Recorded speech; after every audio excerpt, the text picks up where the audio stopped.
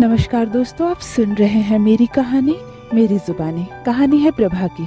प्रभा जब सुनील से शादी करके सुनील के घर आई तो प्रभा को ये बात मालूम थी कि इस घर में मेरे से ज्यादा कीमत है एक बच्चे की। बस बच्चे के लिए ही सुनील ने शादी की है और सुनील की माँ तो बस जैसे ही प्रभा बहू बनकर आई है अगले ही दिन से बच्चे की रट लगा रखी है। प्रभा भी ये चाहती थी कि जल्द से जल्द सुनील और प्रभा को एक बच्चा हो जाए और घर वालों का मुंह बंद हो, लेकिन तकदीर को जो मंजूर होता है होता वही है। प्रभा की भी कुछ नहीं चलती थी और सुनील की भी नहीं। बस शादी को देखते देखते 1.5 साल बीत गए थे, लेकिन प्रभा मां नहीं बन सकी। इसकी वजह से प्रभा के ससुराल वाले प्रभा के साथ अच्छा व्यवहार नहीं करने लगे।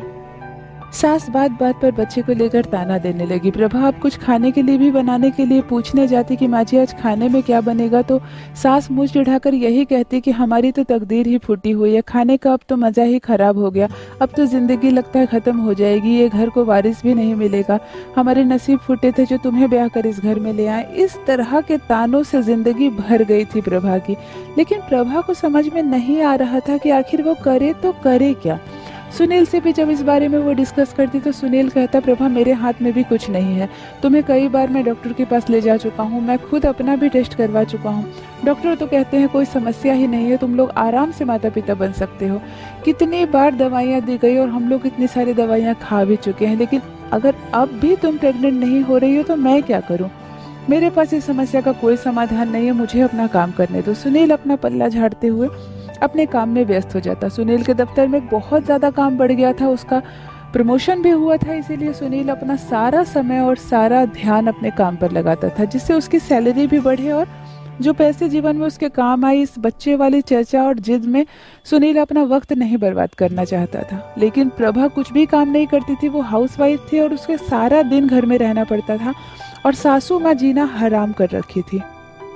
अब तो सासू माँ इतना भी शुरू कर दी थी कि वो सुनील को उकसाने लगी थी कि देख बेटा, अगर तू हमारी खुशी चाहता है तो तू दूसरी शादी कर ले, तेरी पत्नी में खराबी है, वो माँ नहीं बन सकती, लेकिन इसका भुगतान तू क्यों करेगा, तू मर्द जात है, तू कितनी भी शादी कर सकता है, अपने परिवार को वारिस को वंश देने के लिए तू कुछ भी कर, कोई गलत नहीं है, तुम कहो तो मैं तुम्हारा रिश्ता अपने गाँव वाली बड़ी बहन की भतीजी से लगाऊं।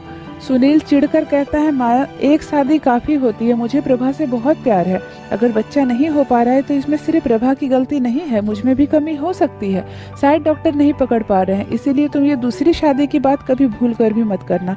मुझे नहीं करनी है दूसरी शादी, मुझे प्रभा से बहुत प्यार है और मैं अपनी पूरी जिंदगी प्रभा को ही अपनी पत्नी बनाकर रखना चाहता हूँ। सास का तो मानो दिल टूट गया था। प्रभा से भी अब वो अच्छा व्यवहार नहीं करती थी और अपने आप में खामोश भी रहती थी। प्रभा भी उदास रहने लगी और देखते देखते शादी को 4.5 साल बीत गए। अब तो घर का सूनापन प्रभा को भी खाने लगा था। वो जानती थी कि अगर सास एक बच्चे की डिमांड कर रही है तो कोई गलत नहीं है, लेकिन प्रभा करे भी तो क्या करे। इस बार प्रभा मायके गई तो माँ के सामने बहुत रोई और ये सारी बातें बताकर अपने तकदीर को कोसने लगी। माँ एक सलाह दी कि बेटा क्यों नहीं तुम एक बच्चा गोद ले लेती हो। कई बार मैंने ऐसा देखा है कि एक बच्चा गोद लेने से उसके भाग्य से अपना भी बच्चा हो जाता है। हो सकता है तुम एक बच्चा गोद लो और उसके नसीब से तुम्हें अपना भी बच्चा हो जाए। प्रभा कहती है बात तो तुम ठीक कहती हो माँ, पर मुझे कौन बच्चा देगा, कहाँ से मैं लूँगी। प्रभा की माँ कहती है वो सब मैं इंतजाम कर दूंगी, मेरे यहाँ पर आसपास के लोग भी बहुत सारे बच्चे को गोद लिए हैं, मैं जानती हूँ कैसे होता है प्रक्रिया, लेकिन तुम एक बार अपने घर में बात करो। प्रभा अपनी सासू माँ से बात करती है कि माँ अगर हम एक बच्चा गोद ले ले तो पहले तो सास उखड़ जाती है और वो कहती है ना, पता नहीं किसका बच्चा है, किस जात का है, किस धर्म का है, हम इस तरह कैसे किसी बच्चे को घर ला सकते हैं, तुम में कमी है, तुम अपनी कमी को उस बच्चे से मत पूरा करने की कोशिश करो। पर प्रभा बहुत समझाती है, बहुत तरीके से समझाती है और सास को ये बात समझ में आ जाती है कि नहीं, अगर एक बच्चा गोद लेने से काम हो सकता है, घर में सूनापन दूर हो सकता है और हो सकता है उस बच्चे के प्रभाव से दूसरा बच्चा भी आ जाए, कई बार ऐसा देखा गया है, तो प्रभा की सास तैयार हो जाती है। सुनील से जब इस बारे में डिस्कस करती है प्रभा तो सुनील कहता है देखो प्रभा ये सब तुम्हारा मैटर है, अगर तुम कोई बच्चा गोद लेना चाहती हो तो मुझे कोई एतराज़ नहीं है, तुम्हें शौक होगा माँ बनने का, मैं समझ सकता हूँ, शादी के आज 5 साल हो गए हैं, तुम्हें इच्छा होती होगी, तुम अगर एक अच्छा सा बच्चा देखकर गोद ले सकती हो, स्वस्थ बच्चा देखकर लेना, उसकी सारी जिम्मेवारी मैं उठाने के लिए तैयार हूँ, लेकिन प्लीज़ मुझे ये सब में इन्वॉल्व मत करो। तुम समझो और तुम्हारी माँ समझे और मेरी माँ भी समझे। सुनील ये सब कहकर पल्ला झाड़ लेता है। प्रभा बहुत खुश हो जाती है और अपनी माँ से कहती है, माँ जैसे ही किसी छोटे बच्चे का पता चलता है मुझे बताना। तभी प्रभा की माँ को पता चलता है कि एक औरत प्रेग्नेंट है और उसके 4 बच्चे पहले से हैं। उससे बात करती है, वो कहती है ठीक है, मैं अपना बच्चा आपकी बेटी को देने के लिए तैयार हूँ, बदले में मैं कुछ पैसे लूँगी क्योंकि हमारी स्थिति अच्छी नहीं है। प्रभा तैयार हो जाती है। उस औरत ने एक बेटी को जन्म दिया है। प्रभा जिस दिन वो एडमिट होती है हॉस्पिटल में, प्रभा हॉस्पिटल में ही बैठी रहती है, उसकी माँ की सेवा करती है जैसे अपना ही बच्चा होने वाला है।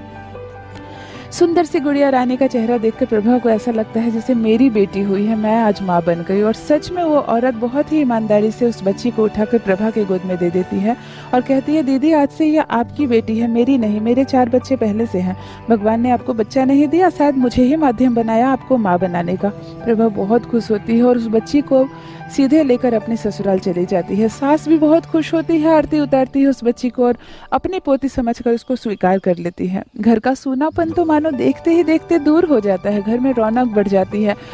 कभी बच्ची हंस रही है, कभी कुछ बोल रही है, कभी मुंह गुड़कना सीख रही है तो कभी चलना सीख रही है। 2 साल होते होते घर का रौनक चेंज हो जाता है। प्रभा बहुत खुश है अपनी जिंदगी में और वो बच्ची अब बड़ी भी हो रही है। सच कहते हैं कि एक बच्चे के कदम पड़ने से शायद कोई औरत फिर से माँ बन जाती है, नसीब ऐसे भी पलटता है। सच में गोद ली हुई बेटी जो गुड़िया है, उसका नाम गुड़िया रखा गया है, उसके नसीब से प्रभा माँ बनने वाली है। हाँ, प्रभा जब डॉक्टर के पास जाती है और पता चलता है कि वो प्रेग्नेंट है तो सुनील को भी आश्चर्य होता है और प्रभा की सास बहुत खुश होती है, खास करके गुड़िया पर।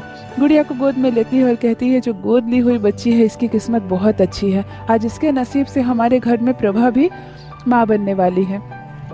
देखते ही देखते प्रभा को एक संतान हो जाता है। प्रभा को ने जन्म दिया है एक लड़के को। भाई बहन से सजा ये घर, अब किसी भी चीज़ की कमी नहीं है। प्रभा की जिंदगी में रौनक आ गई है, लेकिन अपने बेटे से कहीं ज़्यादा प्रभा प्यार करती है उस गोद ली हुई गुड़िया को, क्योंकि प्रभा ही जानती है कि शायद भगवान का दिया यही आशीर्वाद मुझे मिला है जिसकी किस्मत से मैं भी आज माँ बन पाई हूँ। प्रभा दोनों बच्चों का काफ़ी ख्याल रखती है और दोनों बच्चे अच्छे से पढ़ लिख जाते हैं। सुनील का ये शुरू से शौक था कि जब कोई मेरा बेटा होगा तो मैं उसे मेडिकल कराऊंगा और डॉक्टर बनाऊंगा। अपना वो शौक उस गुड़िया पर ही पूरा कर रहा है। सुनील अपनी बड़ी बेटी गुड़िया को MBBS की पढ़ाई करा रहा है और छोटा बेटा अभी कॉलेज में दाखिला ही लिया है। बहुत ही जतन से सुनील और प्रभा ने अपने दोनों बच्चों को पढ़ाया और अच्छी परवरिश दी।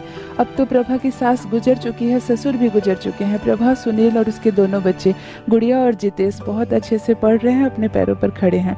गुड़िया हमेशा एहसान मानती है अपनी माँ का कि माँ तुमने मुझे गोद नहीं लिया होता तो आज तुम्हारा प्यार मैं नहीं पा सकती। माँ कहती है, नहीं बेटा, तू गोद ली हुई बेटी नहीं है, तू तो मेरी बेटी है, मेरी जान है। तू है तो ही तेरा छोटा भाई जितेश है।